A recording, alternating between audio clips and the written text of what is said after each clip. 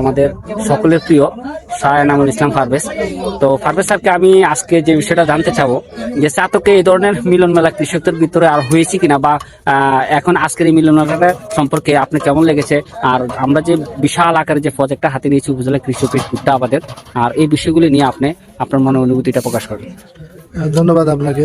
ছাতকে কৃষকদের মিলন মেলা হয়, কিন্তু এরকম মাঠে একসাথে 50 বিঘা ভুট্টা আবাদ, এই ভুট্টা আবাদ করতে গিয়ে গ্রামের সবাই মিলে যে একটা আনন্দঘন মুহূর্ত, খাওয়া দাওয়া করে একবারে এভাবে চাষবাসের সূচনা করা হয়েছে, এটা সত্যি প্রশংসনীয়। এরকম আমি আগে কোথাও দেখিনি।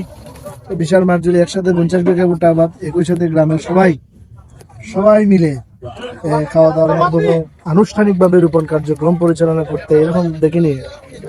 গ্রামের সবাই মিলে যে কৃষির প্রতি যে আগ্রহ, সারা গ্রামের এই যে ভালোবাসা, একটা দৃষ্টান্ত আমি মনে করি।